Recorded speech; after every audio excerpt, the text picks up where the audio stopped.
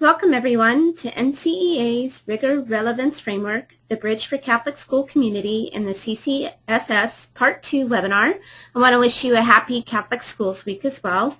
My name is Kate Reich and I'm the organizer and am on hand to help with any technical questions about today's event. Before we begin, I have some housekeeping matters to share with you.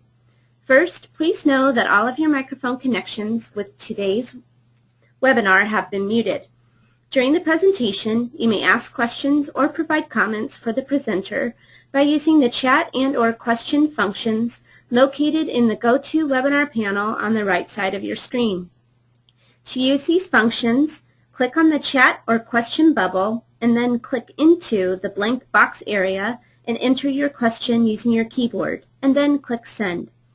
We also invite you to post your questions on todaysmeet.com. I just sent out the URL if you would like to post your questions or comments this way.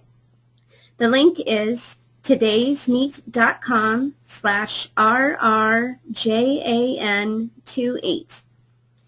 Second, the webinar presentation will run for about 45 minutes, leaving some time at the end for the presenter to answer any questions that you provide.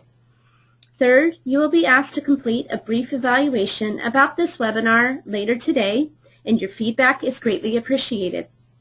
Lastly, this webinar is being recorded, and you will all receive a copy of the final recorded presentation, which we will email to you once the recorded file is available. I am very pleased to present Sue Nelson of the Archdiocese of Milwaukee. Sue is the Associate Superintendent for Curriculum, Instruction, and Assessment, and over the course of the past 3 years, she has presented extensively on the Common Core state standards among state, regional, and national audiences. We are very excited to learn more from Sue about Common Core implementation, about your instruction, and the overall effects in our Catholic schools.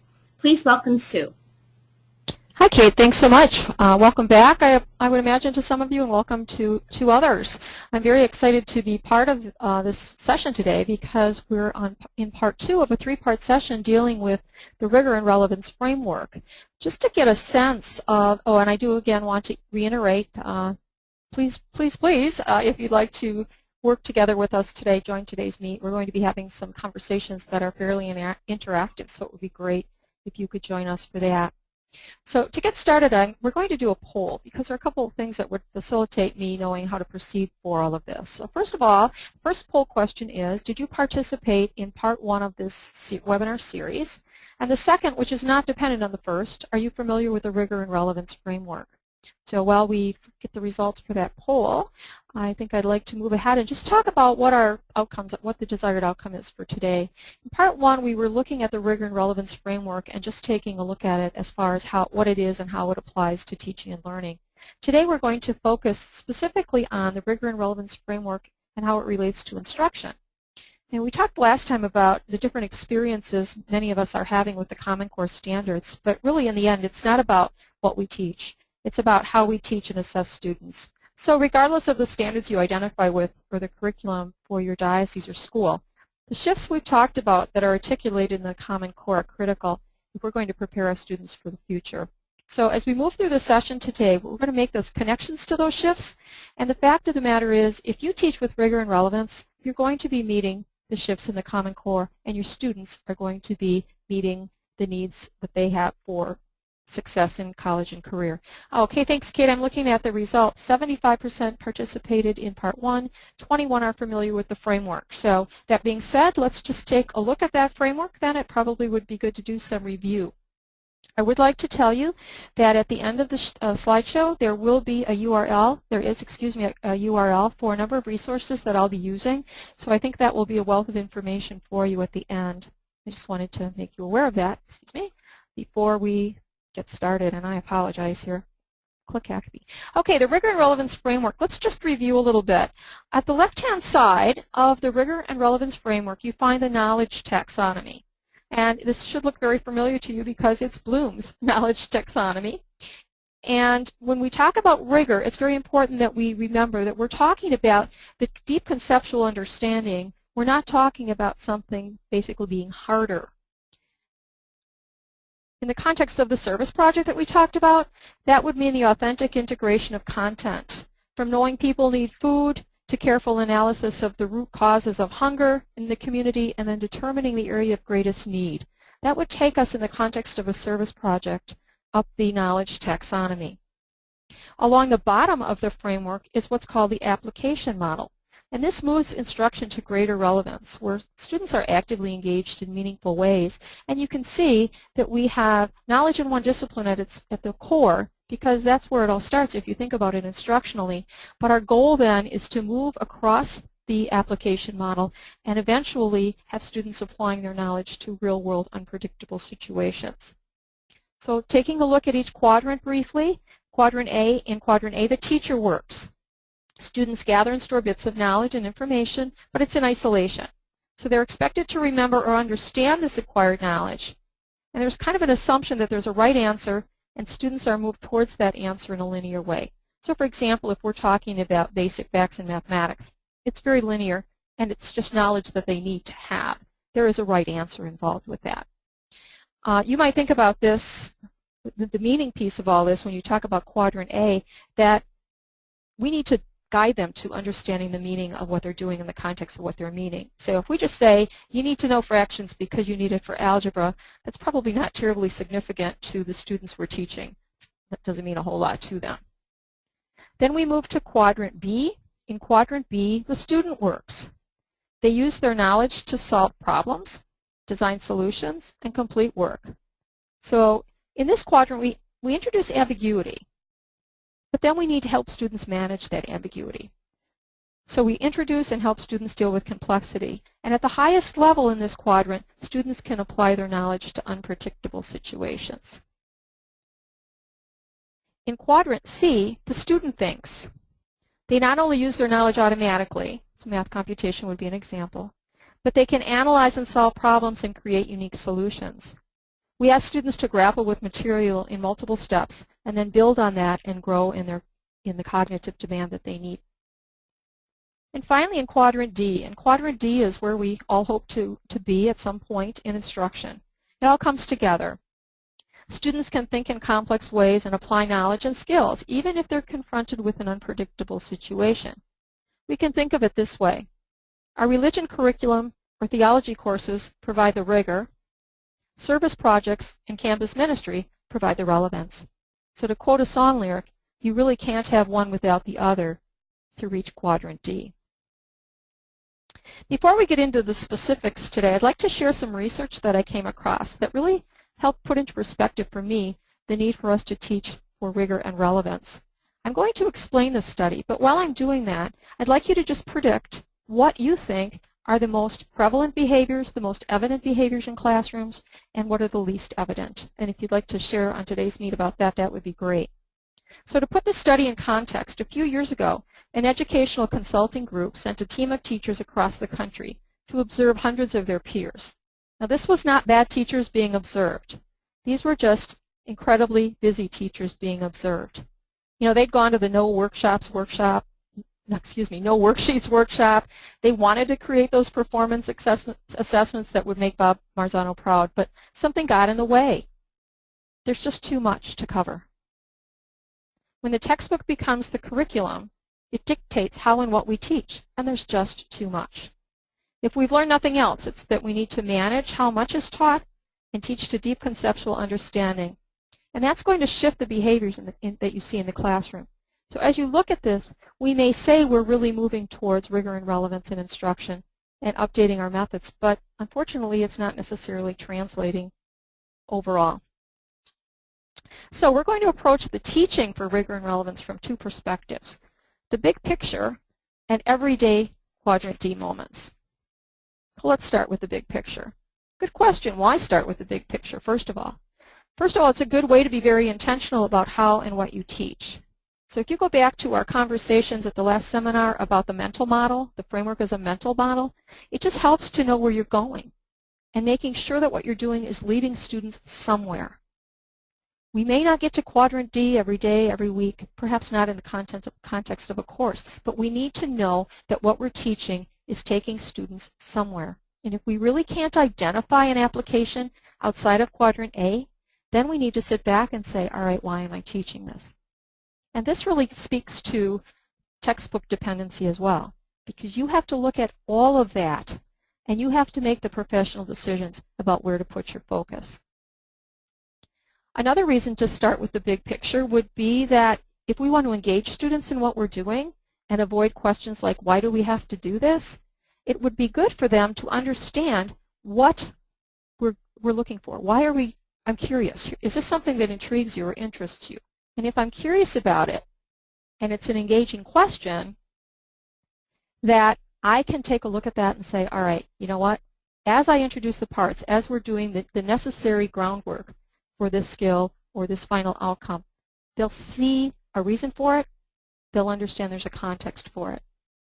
And finally, let's face it, if we can figure out why we need to know something, we are certainly going to be more inclined to focus on learning and making more sense out of it. I'm looking at today's meet and I'm seeing a comment, a big concern is fewer than 1/2 are engaged. And I would say, I would have to agree with you. In fact, we've been talking about this as the Rigor and Relevance framework, specifically Rigor and Relevance. But if you pursue this and you Google Rigor and Relevance and the International Center for Educational Leadership, you will find that they have a third component, and that's student engagement. So as much as they've dedicated time and resources to the Rigor and Relevance, there's much that goes with this specific to engagement. All right, so let's big picture. This is the worldview.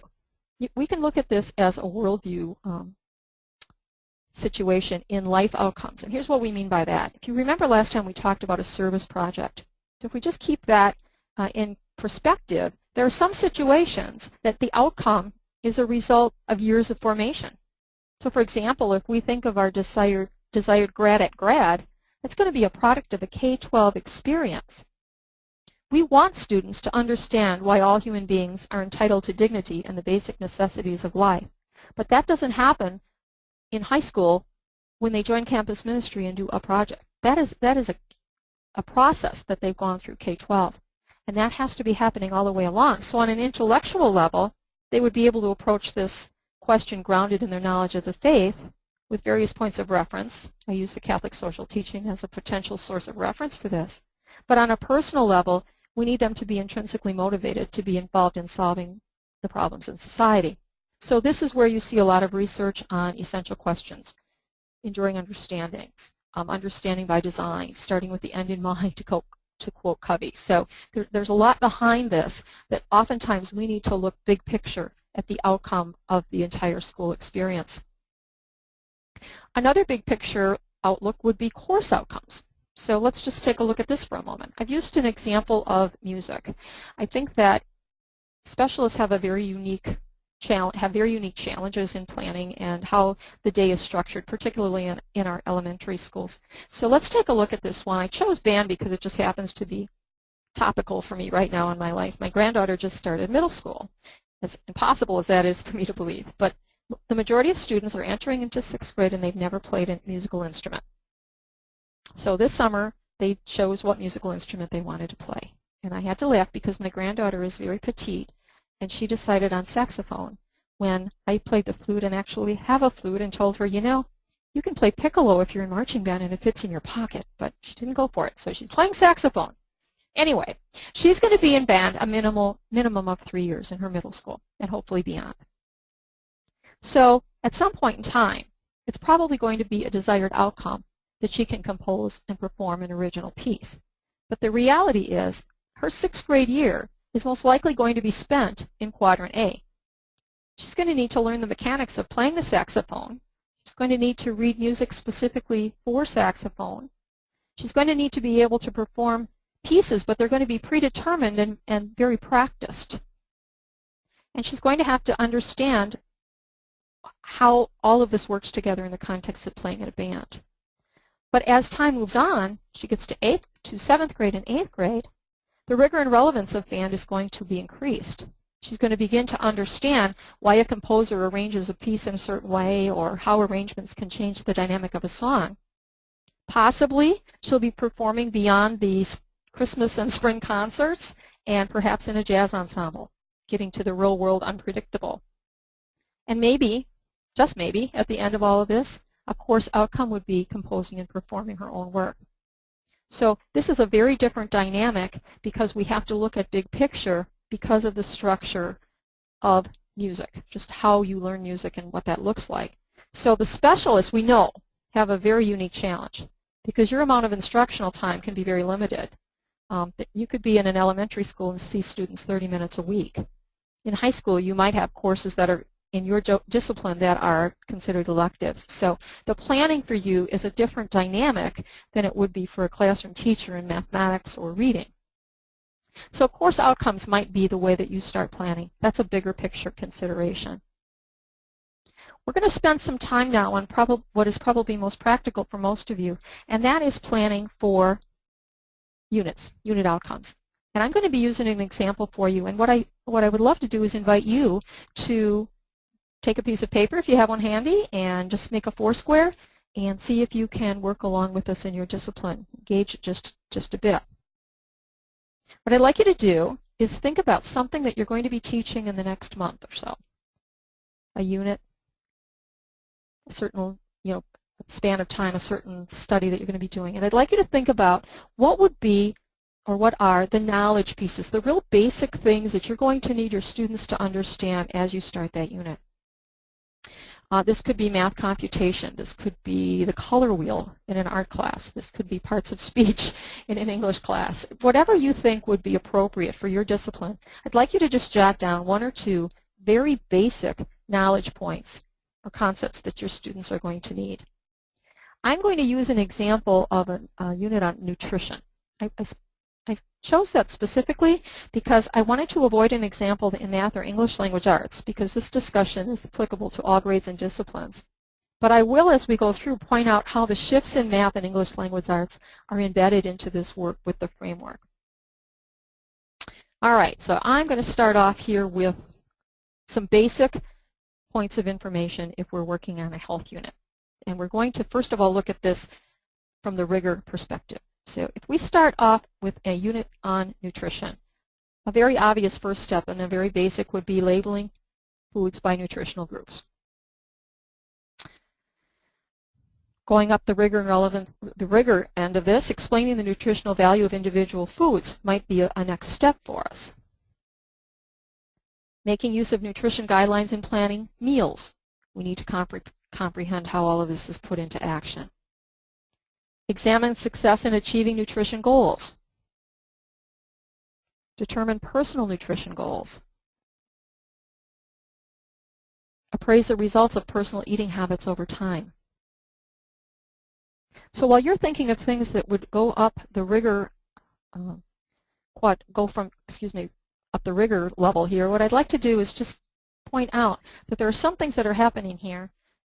And if you look at this, it's all about the verbs. Oftentimes with Rigor we say it's all about the verbs. And if you think about it, that's very true. It also impacts how you teach. All of this, moving up this framework, definitely impact the strategies you use in instruction. It's automatic when you increase the rigor that you have got to change your strategies for teaching. So moving from quadrant to quadrant automatically helps you as an instructor adapt the strategies to what's going on and help make all of this happen in a very authentic way. So for quadrant A, if we're talking about strategies specific to teaching strategies, we're going to be seeing things like lectures, memorization, direct instruction. And I would define direct instruction for these purposes as homework, worksheets, computer practice, that routine problems, just requiring concepts to be a repetition of concepts. So that would be very appropriate in that quadrant. And then as you move to quadrant C, now we start seeing things like strategies like brainstorming, research, compare and contrast, and those types of things. So I think you can see that the strategies that you use definitely are impacted by the quadrant that you're in. And I would like to say that one of the handouts that are available to you after this webinar has an incredible wealth of different types of strategies that are appropriate to each of these quadrants. We should also take a minute to think about the Common Core shifts and how those would play with all of this. I guess the first thing that I notice in looking at this is academic vocabulary.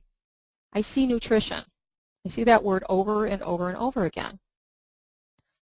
And I also know that having students write a definition of nutrition in the beginning of the unit is not going to be sufficient. So that is a very key academic vocabulary word that is discipline specific. It's key to the entire unit. So students are going to be reacting to this. They have to have a deep understanding. This is also true when you talk about English language learners or other students with other languages that you're dealing with.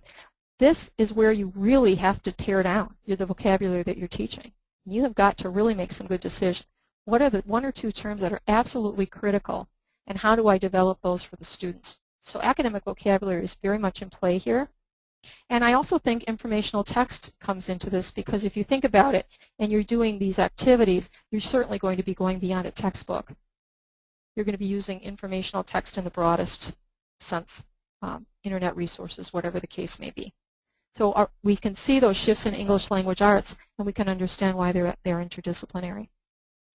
I also have a comment from today's meet that this is difficult for preschool, and I can certainly imagine that that is, because so much of what you're working with is developmental versus content specific. So I can totally appreciate that, and I'm wondering if it might be interesting, and I have not engaged in this activity, but it might be interesting, rather than taking an academic content piece, try doing this more from a developmental piece. I have not done it, but it might be an interesting exercise.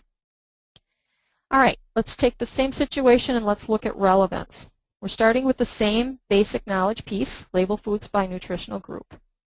And what you're going to notice as we go through this is we're not going to be going straight across the bottom, because really as you start raising the relevance, the rigor is just automatically going to be increasing, so you don't get a real clean row going across the bottom. So let's take a look at what this might look like.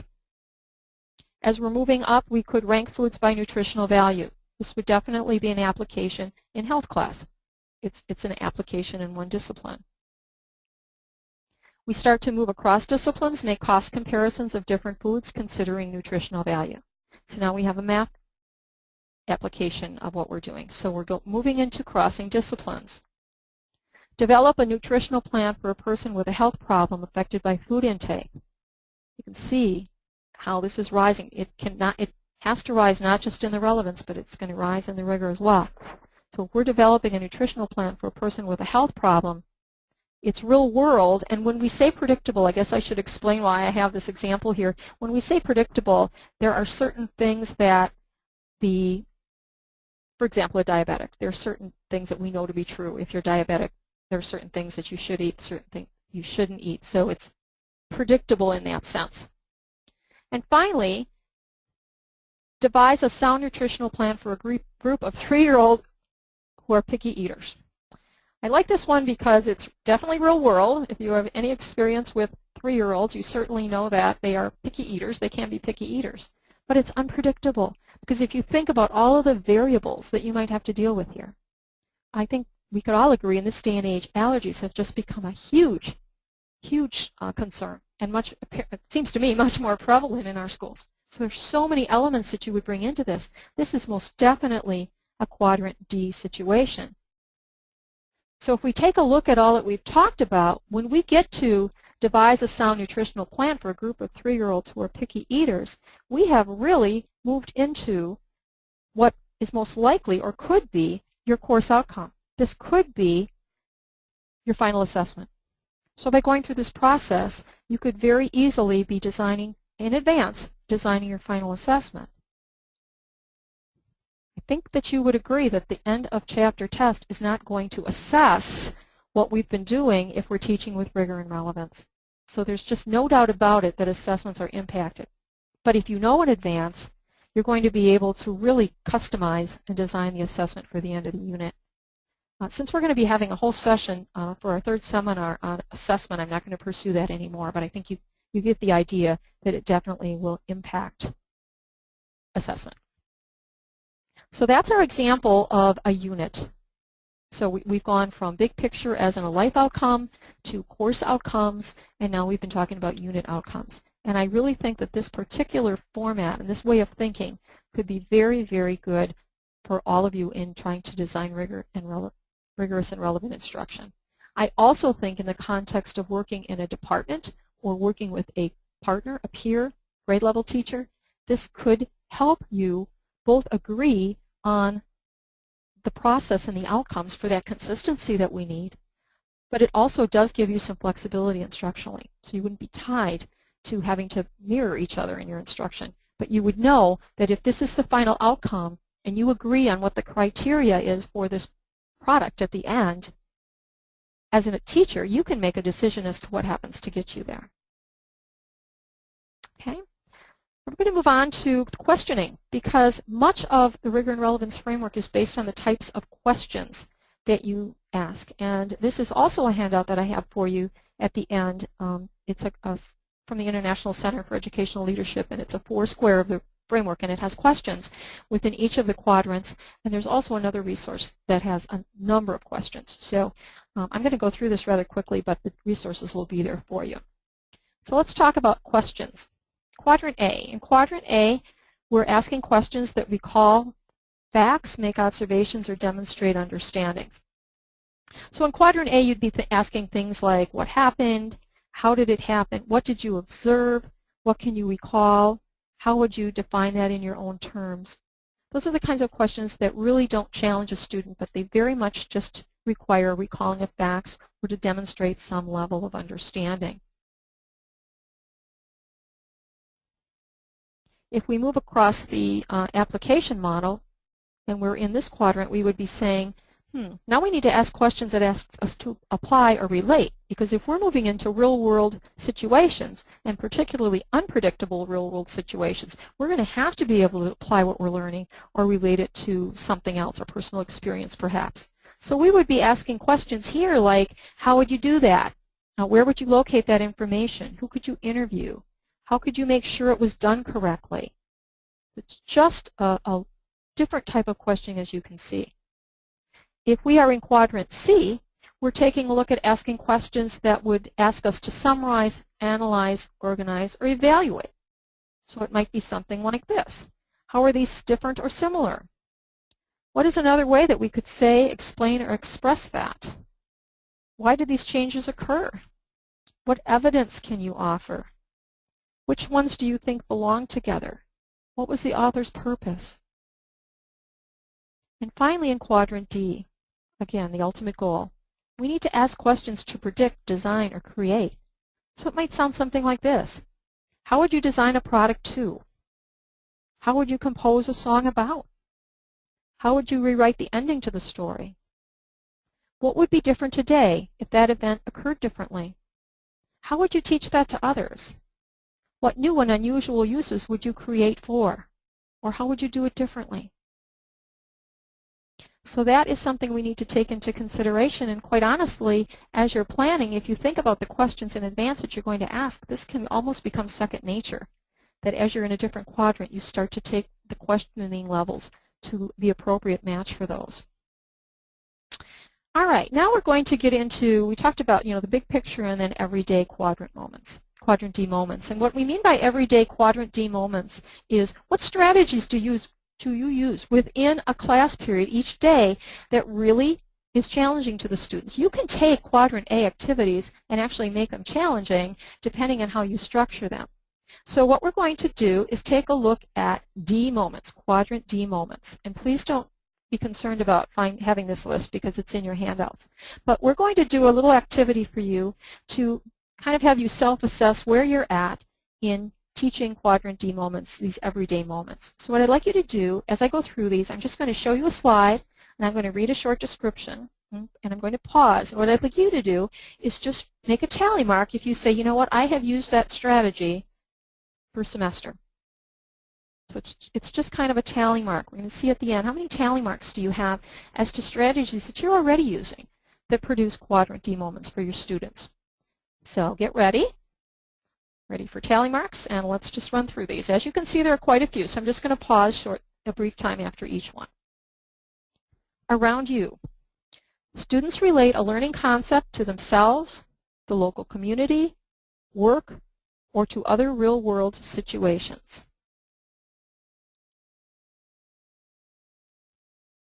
At your service, Students identify or perform a simple act of service that would benefit other individuals, the school, or the neighborhood.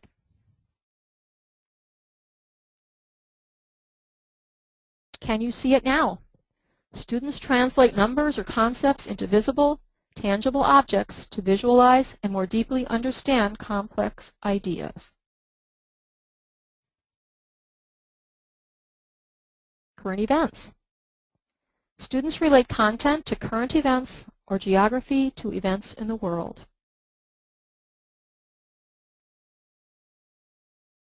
Fix it. Students rework a solution or identify and correct a mistake, an omission, or an error in logic.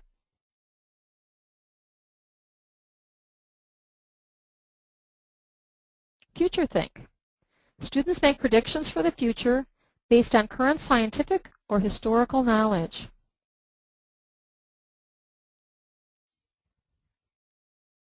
Google it. Students use internet search engines to answer questions.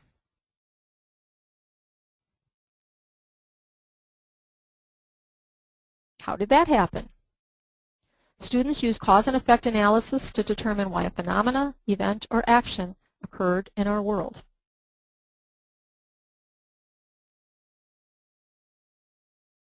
In your own words, students summarize key points from reading, viewing, or presentations and relate it to their lives or future.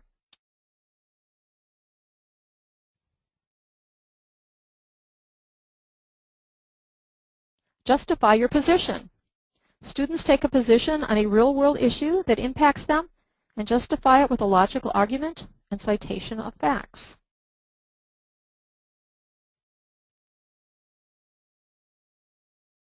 Learning with peers. Students work in pairs or small groups for reteaching or reinforcing learning.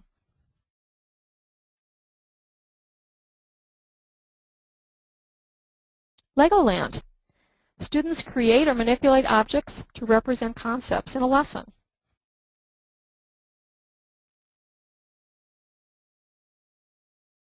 Media Circus. Students relate television or shows, movies, music, or other media to concepts being learned.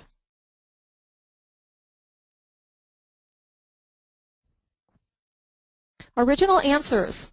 Students arrive at a unique answer to an open-ended problem or create an original way to display knowledge or data.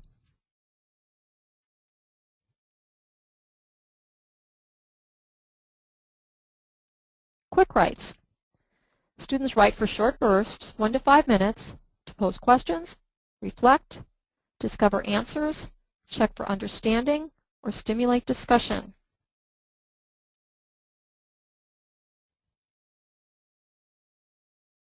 Quiz show.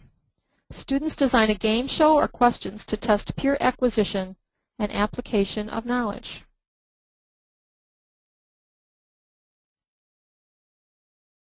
Remind me. Students develop a real-world metaphor for complex content to remember relationships, rules, patterns, and content.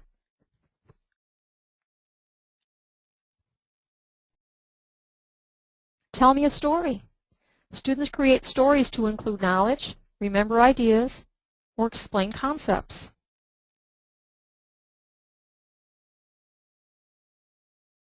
What if? Students analyze previous events or actions and make predictions of what would be different if that event or action had not occurred.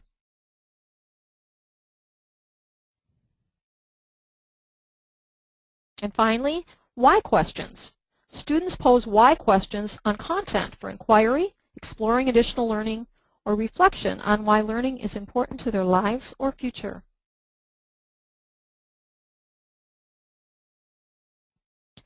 Now what I'm hoping is you've got quite a few tally marks, and my guess is that you do, because good teachers do use these strategies on a day-to-day basis. So I wanted to make sure that we look at Quadrant D moments not only from a planning perspective, but just how they can impact instruction day-to-day.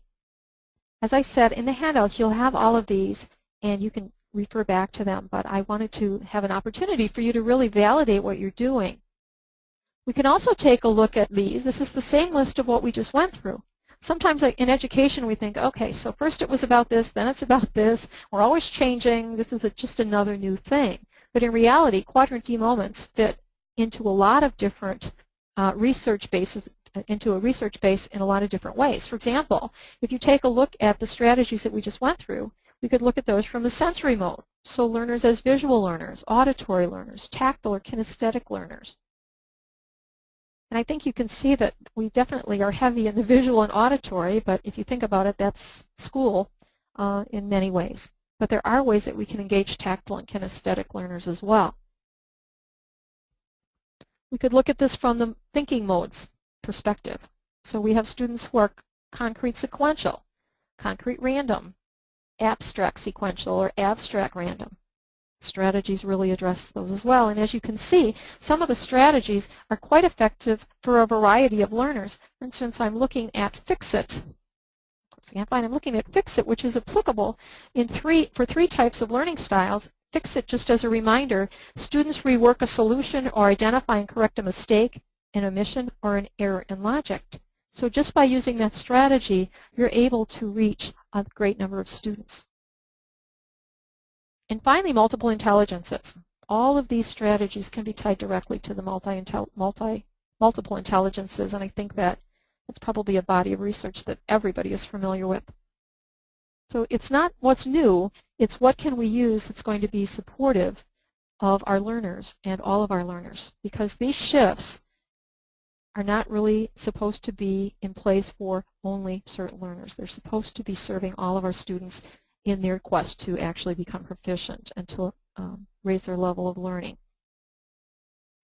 So what I'd like to do, as I mentioned, is just share with you that the resources, when you get this link, the resources will be available to you. And just to give you a rundown of the resources that you will have, and I know that the link is on today's Meet, and the link is also, if you can see it in the chat area there, so you have a couple ways of getting at that. But I think you'll be pleased with the resources I have for you scanned, and I apologize, I needed to scan some of them, and because of the scanning, the quality of the copies is less than ideal, but I decided to get them your way regardless. So I've included, and it's one document, so when you download it, it does come up as one document. These resources are from the International Center for Leadership in Education, and someone had asked before where they could get additional resources, and I would say that if you Google Rigor and Relevance, you will be amazed. I'm amazed, quite frankly, every time I go in to look at resources at, first of all, the number of things that the International Center has out there just for use without purchase. You can go to YouTube, you can see the William Daggett who wrote the framework, you can see him describing it in various YouTube videos there. Much of the things that I use that I originally found when I went to a conference are all there. I'm also kind of amazed at the number of school districts who have embraced the Rigor and Relevance framework and have put together some incredible resources that they're willing to share. So the first thing that I included is it's a revised Bloom's taxonomy, and if you recall, that just means that those two, the evaluation and synthesis are switched or adjusted just a bit in the revised Bloom's. But it includes a chart. I don't know that you could get this many words on a page, but it includes verbs for each quadrant. It has verbs. It has instructional strategies, and it has a model questions, and it's all on one page. It's amazing.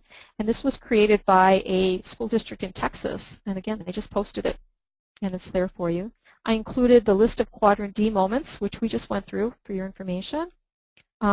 I have definition of instructional strategies and how they align with the Rigor and Relevance framework. We didn't deal with that specifically, but some of the examples I used are included there. But it's really nice. It describes the strategy, and then it has a chart, and it just says, okay, this fits best with this quadrant, this fits best with this quadrant, so I think you'll find it helpful. And finally, the teacher questions by quadrant. That's where I got the examples that I was using through the PowerPoint. So all of those things are available to you as you continue on. So I am going to pause. We're at our 40-minute mark here, and I'm going to see if there are any questions and invite you to participate in Part 3, which is on February 11th. Again, I'm very grateful that you were willing to switch times for today, because I am on my way as soon as we're done here to our Catholic Schools dinner. It's a great event, and I need to be there. So I was very appreciative of moving this time ahead. But on February 11th, the time will be as it was last time. So it will not be moved up if that's more convenient. So Katie, I'm going to just put out one last shout out for questions, and if not, I think we are good to go. I think everybody's got a lot of Catholic Schools Week activities going on as well. So absolutely. Yeah, but I want to thank you, and I want to thank all of the attendees for sparing some time this evening to attend the Rigor Relevance Framework, the Bridge for Catholic School Community, and the Common Core State Standards webinar. We will be sending you an email in the next day or two with instructions on accessing the recorded webinar file, as well as the presentation slides. We appreciate your time and invite you to visit our website at ncea.org. And certainly if a question comes up later on tonight or tomorrow, you can visit the Today's Meet link, todaysmeet.com/rrjan28, and post your question or comment there. And otherwise, we hope to see you February 11th